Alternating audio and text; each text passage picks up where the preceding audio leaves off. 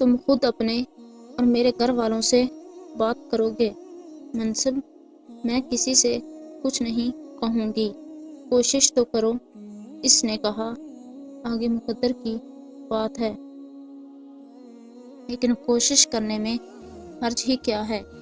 یہ ناممکن ہے۔ ہاں، اگر تم میرے والد صاحب کو راضی کر لو تو تب شاید یہ ممکن ہو جائے۔ منصب نے گھر جا کر اپنی والدہ سے بات کی۔ اس کی ماں نے میری ماں سے کہا، امی نے اس وقت مجھ پر غصہ اتارنا شروع کر دیا کہ کیا تجھے اسی دن کے لیے پروان چڑھایا تھا؟ اب جو تیری خالہ کہہ رہی تھی، مجھے تو سن کر شرم آ رہی تھی، تو مر کیوں نہ گئی بے حیا؟ پہلے ایک کے ساتھ بھاگی، اب دوسرے کے ساتھ دوستی کر لی ہے۔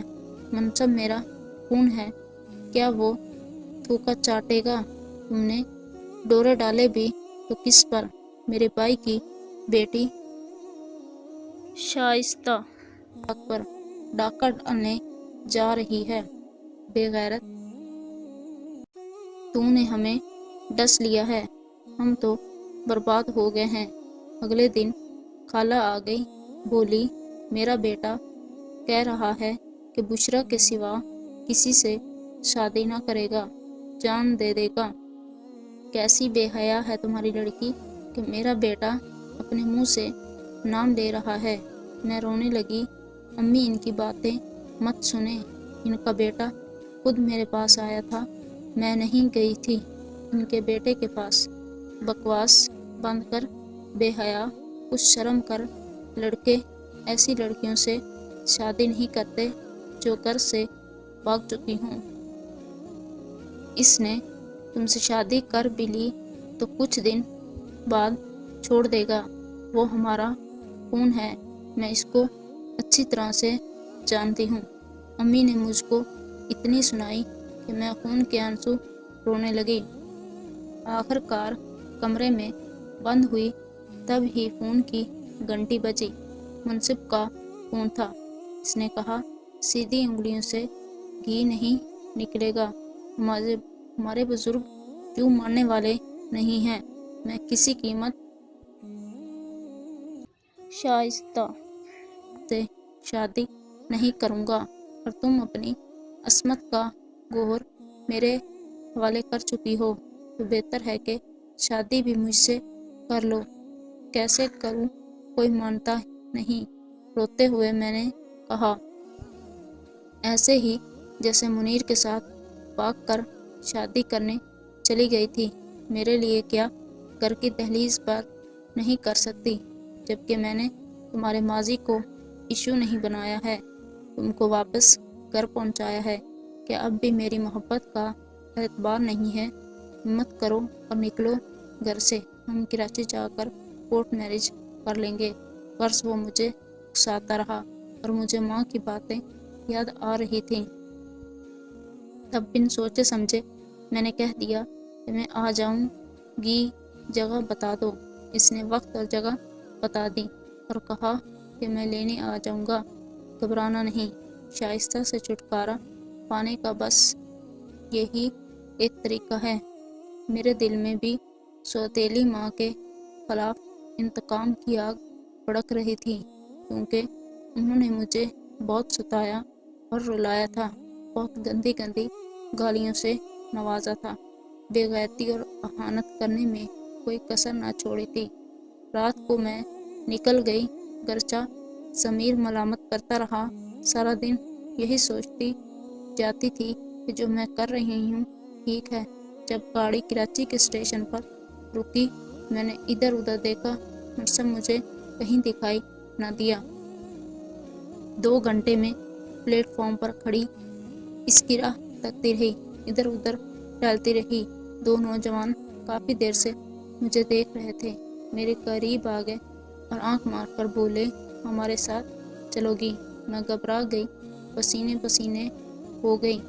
وہ کہکے لگانے لگے کہ یار وہ نہیں آیا جس کے لیے یہ بھاگ کر آئی ہے، ایسا ہی لگتا ہے۔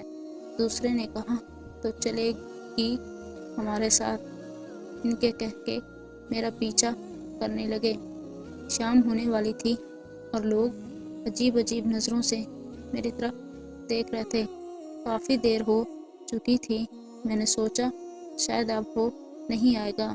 سامانے کی تو عادت ہے دھوکہ دینے کی، پھر بھی دل یہی کہتا تھا نہیں، وہ ایسا نہیں ہے۔ اب میں سوچ رہی تھی کہ اگر منصب نہیں آیا تو مجھے واپس جانا پڑے گا، مگر میں کس منہ سے گھر والوں کا سامنا کروں گی؟ خاص طور پر اپنے والد کو کیا منہ دکھاؤں گی، جنہوں نے پہلی غلطی پر مجھے معاف کر دیا تھا، حالانکہ ان کی عزت نیلام ہوتے ہوتے رہ گئی تھی۔ اب یہ سوچ ہی رہی تھی کہ کب میں قدموں کی آہٹ ہوئی، ڈرتے ڈرتے مڑ کر دیکھا تو میری سانس رک گئی۔ منصب تھا مگر ساتھ ابو بھی تھے۔ ابو کو دیکھ کر جان نکل گئی۔ اب ابو اور منصب آگے آگے تھے اور میں ایک مردہ لاش کی طرح ان کے پیچھے پیچھے چل رہی تھی۔ آخر ہم ایک ہوٹل آ گئے۔ مجھے وہاں چھوڑ کر ابو اور منصب چلے گئے۔ نکاح کا انتظام کرنے کے لیے اگلے دن میرا نکاح تھا۔ ابو نے خود میرا نکاح منصب سے کرایا اور مجھے اس کے حوالے کر کے خود کر واپس چلے گئے۔ انہوں نے گھر جا کر امی کو کچھ نہ بتایا کہ کیا ہوا ہے۔ جانتے تھے کہ امی نے نہ صرف ہنگامہ برپا کر دیں گی بلکہ ابو سے اس عمر میں طلاق مانگ لیں گی۔ میں نے ان کی بابی کے ہونے والے سرتاج کو اپنے سر پر سجا لیا تھا۔ کافی دن بعد ایک روز دروازہ بجا۔ میں نے کھولا، سامنے بھائی کھڑا تھا۔ مجھے دھکا دیا، میں گرتے گرتے بچی۔ منصب نے سنبھال لیا۔ بھائی چلا رہا تھا کہ میں تجھے زندہ نہ چھوڑوں گا، تیری لاش لے کر جاؤں گا۔ منصب نے اس کو روکنا چاہا، سمجھانا چاہا، مگر وہ نہ رکا۔ تب منصب نے میرے بھائی کو بتا دیا کہ اس کا اور میرا بندھن آپ کے والد صاحب کی رضامندی سے ہوا ہے، اور تصویر اس کو دکھا دی جس میں میرا اور منصب کا نکاح ہو رہا تھا، اور ابو بھی اس تصویر میں موجود تھے۔ بھائی کا غصہ تھم گیا۔ منصب نے کہا یہ سب تمہارے والد صاحب کی منصوبہ بندی سے ہوا ہے، کیونکہ تمہاری والدہ کسی صورت نہ مانتی تھی تو ایسا کرنا پڑا۔ بھائی خاموش ہو کر لوٹ گیا، لیکن پھر کبھی میرے دروازے پر نہیں آیا۔ اس واقعے کے کچھ عرصے بعد ابو فوت ہو گئے۔ امی کو اصل حقیقت پتہ چل چکی ہے۔ میں شب و روز ان کا انتظار کرتی ہوں، لیکن وہ نہیں آتی۔ شاید انہوں نے میری صورت نہ دیکھنے کی قسم کھا لی ہے۔